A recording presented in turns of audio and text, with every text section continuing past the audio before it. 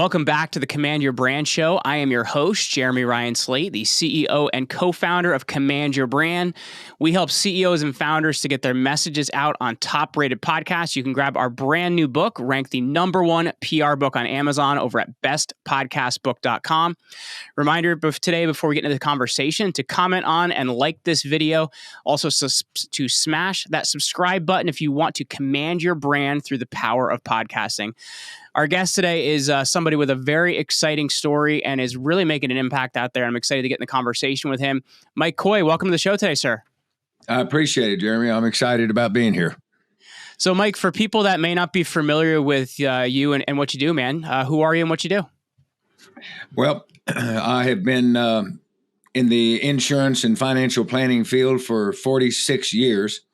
I've been with Aflac since November of 1977, just trying to help people and do what I do. I've had the opportunity with the insurance side to kind of make my own hours, do my own thing. And my passion is helping people, but also coaching. I've had an opportunity to coach anywhere from Little League to Big League to the USA 16-year-old national team down under in Australia for 5 straight years, and have had a great time coaching kids and helping them reach their potential.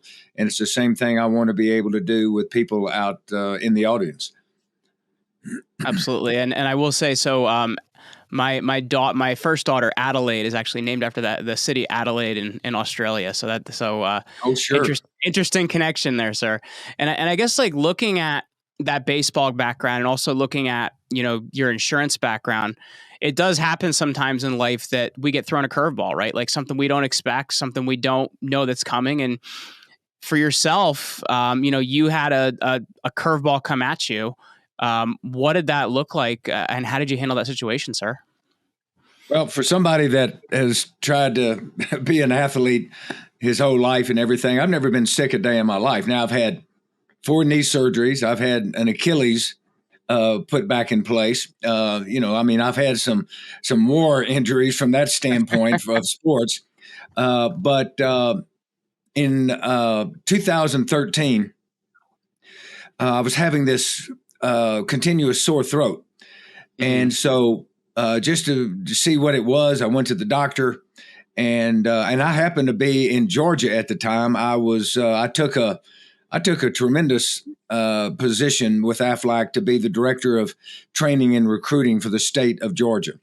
And so I packed up from Texas and moved to Georgia, and was there for about 6-8 months. And then I started having this continuous sore throat, and I go to the primary doctor, and she says, "Oh, it's probably a sinus infection. It's drainage. Don't worry about it." Gave me some antibiotics.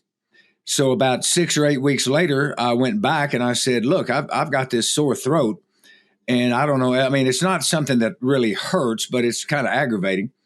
And she checked and she goes, "Well, let me just up the antibiotics on you." And what happened is that the antibiotics just completely destroyed my immune system. On the July 4th weekend, I went in the bathroom, going to meet some friends in Tennessee, and I had a lymph node that was sticking out about the size of a golf ball. Oh, my gosh. And it's like, okay, that's not good. And I took a picture of it and I sent it to my ear, nose, and throat doctor in Austin. He and I are very, very close friends.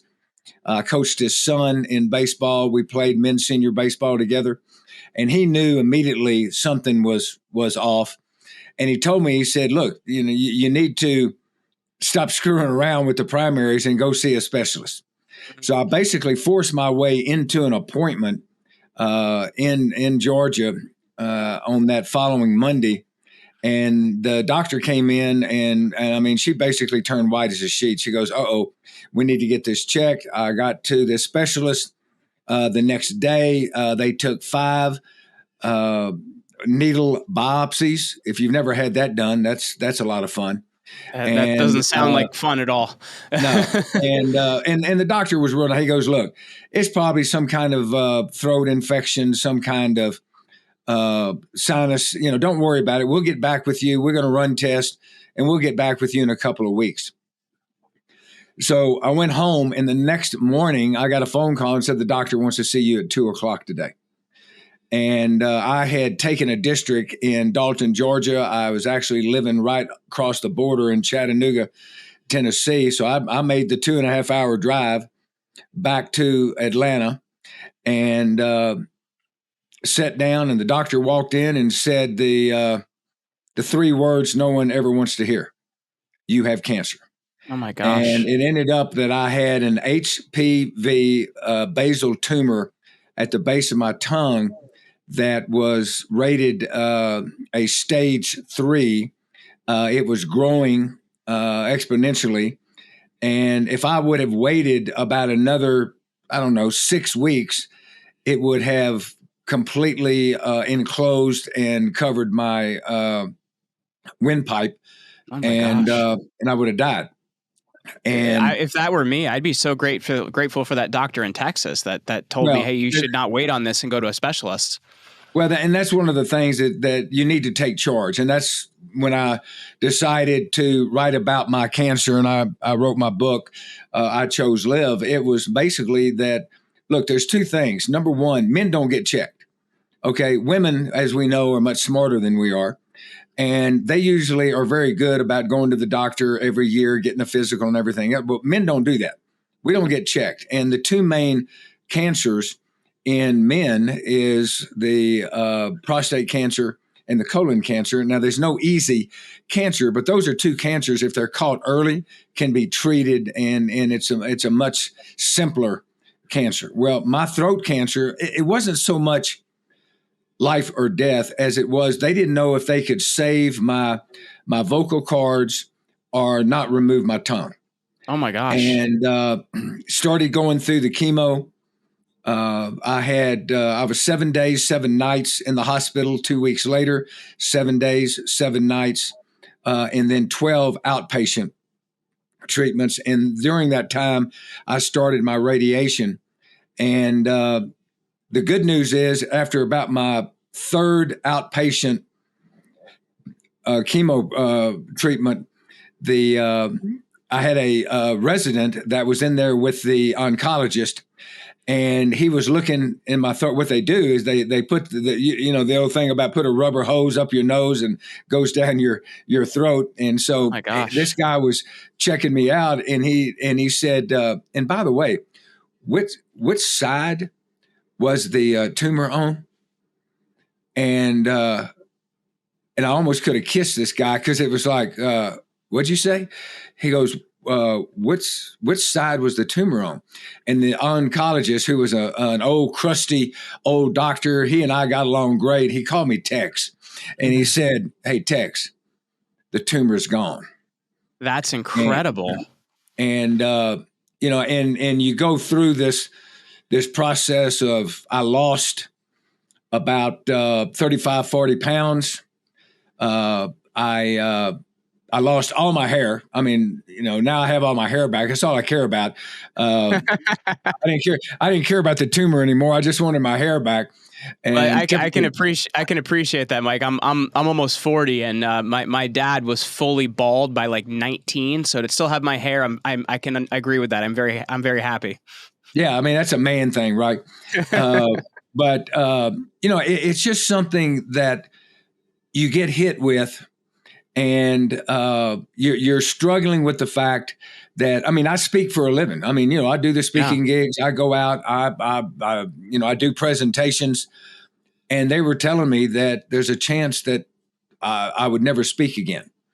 And so you live with that, and you understand. And it's kind of funny, Jeremy, because my kids will tell you that my life is definitely defined by what we call AC and BC. Mm-hmm. Okay, before cancer and after cancer.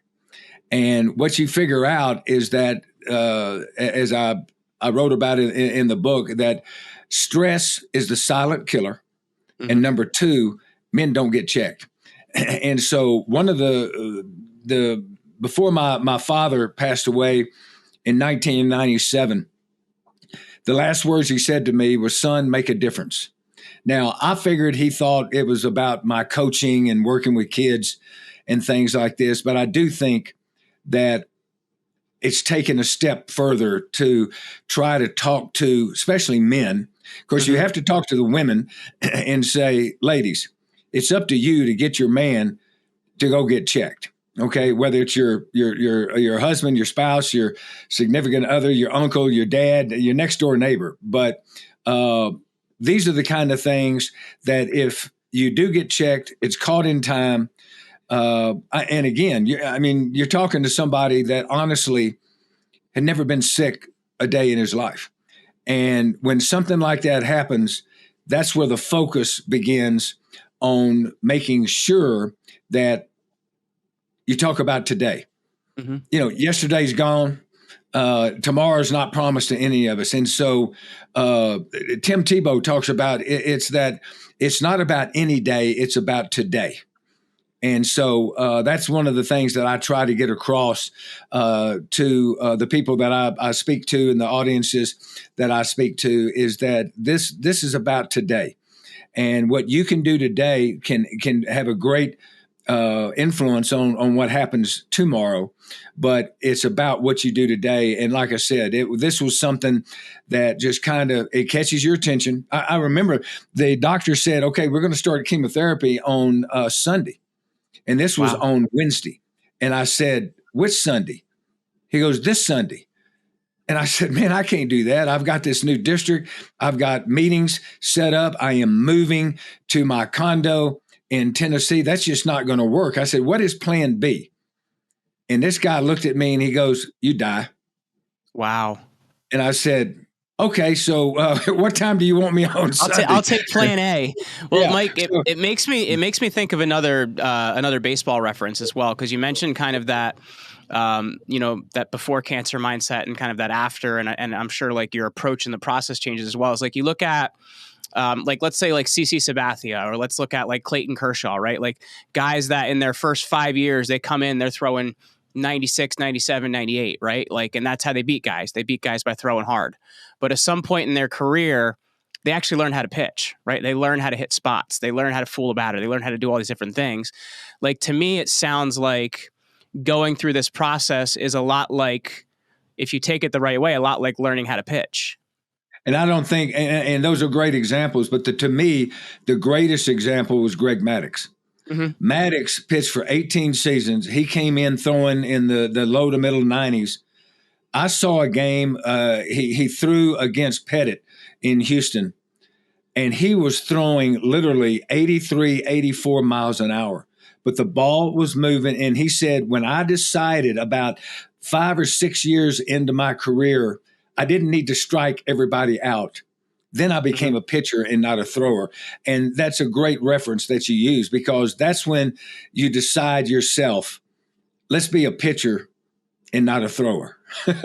So how did that change perspectively for you then? Like when you have kind of this perspective change of, you have this experience, you tackle it right away, you get through this experience. Like, how does your perspective change from that? Well, I think the biggest thing is, and this is something, again, as far as a growth pattern for me, is that I have found out for myself that if I go to the grocery store, I know that I'm going to have to wait in line. I know that lady in front of me's got 100 items in the basket.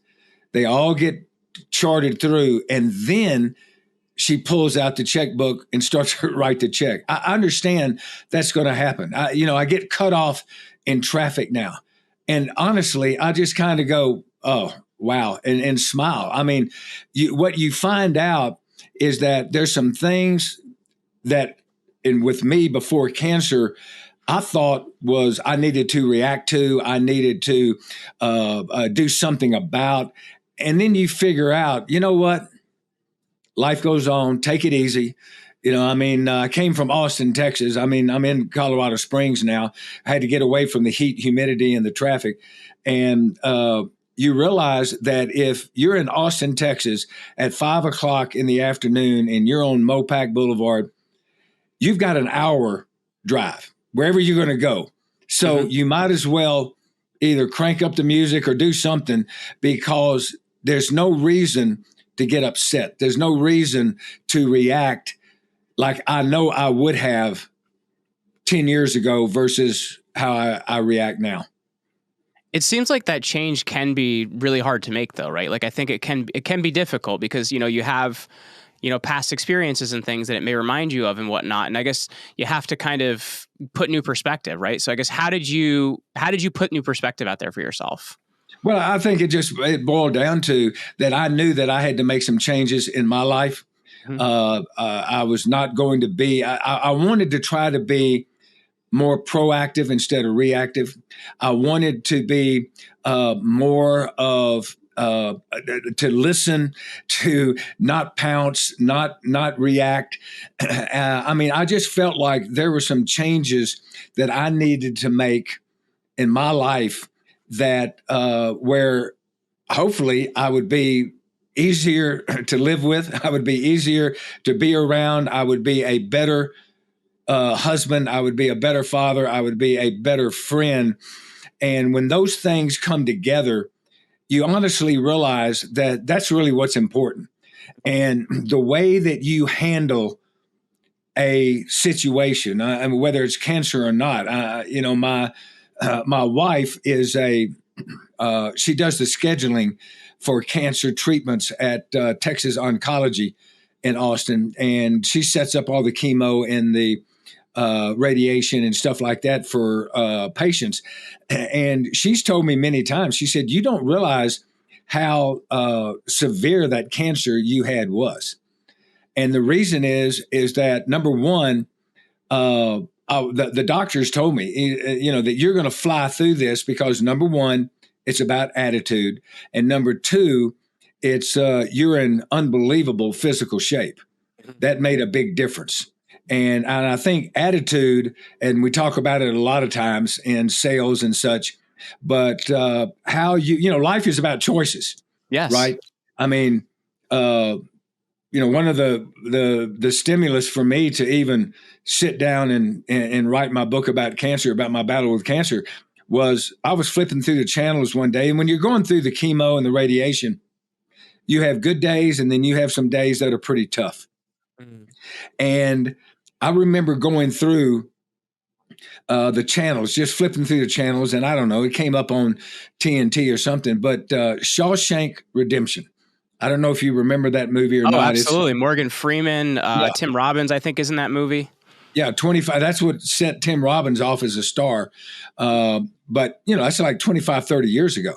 Sure. But I was going through it, and they had this scene out in the yard, and Tim Robbins' character had only been there about 6 weeks, and he had gone through a lot of the horrors of prison. I mean, of being abused and such.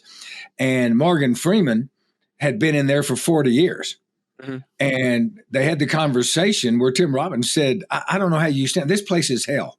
This place is holy hell. I don't know how you could be here for 40 years and still, exist. And there's a great scene where Morgan Freeman looks at him and he said, well, life is about choices. You either get busy living or you get busy dying.